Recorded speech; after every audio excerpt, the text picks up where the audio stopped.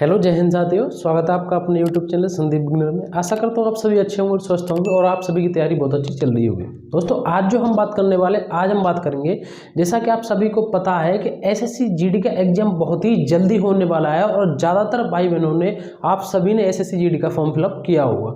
तो उसकी हम तैयारी किस तरीके से करेंगे, जिस तरीके से आपका एग्जाम बहुत जल्दी होने वाला है, तो मतलब उस रणनीति से हमें तैयारी करनी है जिससे कि हमारा नंबर आना बिल्कुल एकदम श्योर हो जाए कि हमारा नंबर आ जाए। कहीं ऐसा तो नहीं आप गलत रास्ते पर या गलत तरीके से तैयारी कर रहे हो। तो बस हम उसी तरीके से बात करेंगे कि एक अच्छे तरीके से किस तरीके से तैयारी की जाए कि आपका चयन एकदम बिल्कुल कंफर्म हो सके। तो देखिए दोस्तों, हम बात करें एसएससी जीडी जो आपका सीबीटी एग्जाम होगा, उससे पहले मैं आपको एक बात बता दूं कि अगर आप एसएससी जीडी की तैयारी कर रहे हैं की बात करें तो उसके लिए बेस्ट बुक आपकी चक्षु प्रकाशन की। चक्षु प्रकाशन की ये बुक है आपकी। उसकी जो सबसे बड़ी खास बात ये है कि आपका जो नया सिलेबस आया है 2023 के एग्जाम के लिए, उसमें आपके ये 4 सब्जेक्ट हैं, उसी हिसाब से नए पैटर्न पर ये बुक तैयार की गई है और इसमें आपको बहुत ही अच्छी तरीके से सरलतम भाषा में सारी चीज़ें समझाई गई एक एक सब्जेक्ट के हिसाब से। इसमें प्रीवियस ईयर पेपर भी हैं आपके। और आपको अगर ये बुक खरीदनी है तो इसकी जो ऑनलाइन खरीदनी है तो इसकी जो लिंक है वो डिस्क्रिप्शन में मिल जाएगी। आपको ये बुक ऑफलाइन और ऑनलाइन दोनों तरीके से इस बुक को खरीद सकते हैं। और इसके साथ साथ ही इसके प्रैक्टिस सेट भी आते हैं, उनको आप प्रैक्टिस सेट को करके आप अपनी तैयारी को और भी मजबूत कर सकते हैं। अगर आपको ये बुक ऑनलाइन है तो इसकी लिंक डिस्क्रिप्शन में है।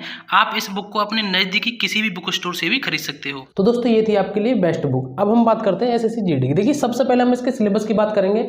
इसके अगर हम सिलेबस की बात करें तो आपको पता है इसमें 4 सब्जेक्ट हैं, रीजनिंग, मैथ और जीके और जीएस, आपकी जीके और जनरल अवेयरनेस और जनरल नॉलेज, और आपकी हिंदी और इंग्लिश, यानी कि कोई सी भी एक सब्जेक्ट। और इसमें जो टोटल प्रश्न आएंगे इस बार के जो सिलेबस में 80 प्रश्न हैं और जो आपको समय मिलेगा वो मिलेगा आपको 60 मिनट का। कितना मिलेगा आपको? समय मिलेगा 60 मिनट का।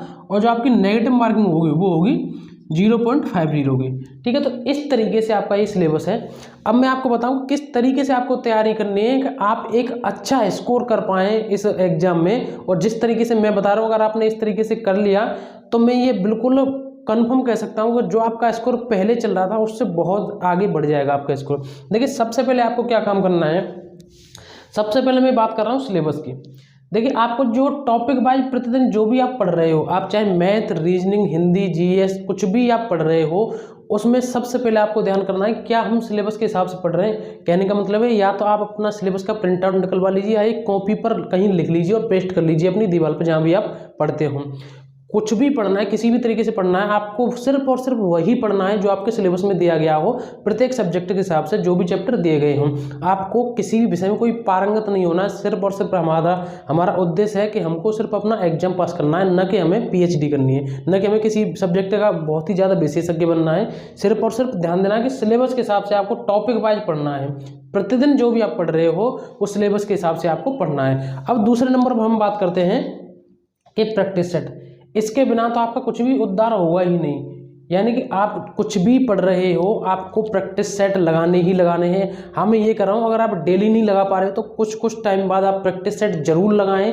और एक चीज़ आपको मैं बताऊँ, मैथ और रीजनिंग इनकी प्रैक्टिस करना बहुत ही ज़्यादा जरूरी है। मैथ और रीजनिंग की प्रैक्टिस करना सबसे ज़्यादा जरूरी क्यों है मैं आपको बताऊँ, क्योंकि आपके पास 80 प्रश्न हैं और आपके पास समय है 60 मिनट। ठीक है, तो यहाँ समय को मतलब एक तरीके से इसी समय के दायरे में आपको ये सारे 60 प्रश्न हल करना, जिसमें 20 प्रश्न मैथ के हैं, 20 रीजनिंग के। आपको पता है इनमें कैलकुलेशन होती है, तो सबसे ज़्यादा जो समय खाएंगे ये खाएंगे आपका। तो इससे आपको एक अंदाजा हो जाएगा, आपको एक आदत हो जाएगी, आपको एक मतलब प्रैक्टिस हो जाएगी इनको इनका सॉल्व करने की, इन प्रश्नों को, मैथ और रीजनिंग के। तो इस तरीके से इनकी तो डेली प्रैक्टिस करनी ही करनी है। बाकी आपको प्रैक्टिस सेट लगाने ही लगाने हैं, एक दिन नहीं तो 2 दिन छोड़ करके, जिस तरीके से आपको अच्छा लगे।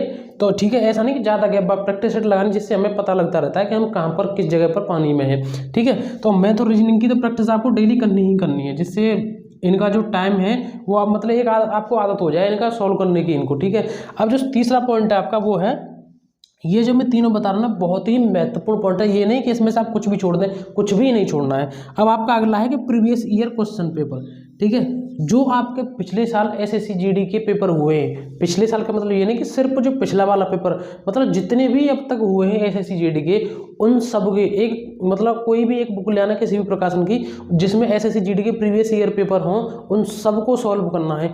जिससे पता है आपको क्या फ़ायदा मिलता है कि बहुत सारे ऐसे पेपर होते हैं जो रिपीट हो जाते हैं। यानी कि बहुत सारे पेपर क्वेश्चन ऐसे मिलेंगे आपको जो रिपीट होंगे, या फिर जैसे कोई भी प्रश्न है और इसके ए बी सी और डी इनमें से ये ऑप्शन है आपके, जैसे कोई पिछली बार कोई क्वेश्चन आया, ठीक है, उसके ऑप्शन ये थे ए बी सी डी, उसका आंसर ये था ए, ठीक है। हो सकता है जो ये बी सी डी ये ऑप्शन थे, अब की बार इन ऑप्शन में से कोई भी आंसर आपका कोई भी प्रश्न पूछ ले, तो इस तरीके से प्रीवियस ईयर का इतना फायदा मिलता है। जब आप इनको लगाओगे ना तब आप देखना, और खुद उनको भी देखना कि वो आपस में कितने कितने साल बाद मतलब रिपीट होते रहे प्रश्न, तो ये आपका सबसे बड़ा फायदा होगा इस चीज़ को। तो दोस्तों ये इस तरीके से आपको तैयारी करनी है, और मैं पूरी उम्मीद करता हूँ आप खुद देखना है चेक करके, जो आपका स्कोर पहले आ रहा था उससे बहुत ज़्यादा आगे आपका स्कोर बढ़ जाएगा। तो ये सारी जानकारी मुझे आज आपको देनी थी।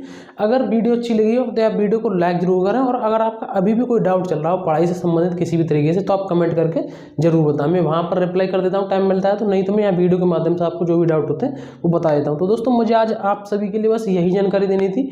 वीडियो अच्छी लगी तो वीडियो को लाइक जरूर करें। ऐसी अपडेट पाने के लिए, ऐसी जानकारी पाने के लिए अगर आप नए आए हो तो हमारे चैनल को जरूर सब्सक्राइब करें। तो अब मिलेंगे अगली नई वीडियो में एक नए टॉपिक के साथ। जय हिंद, जय भारत।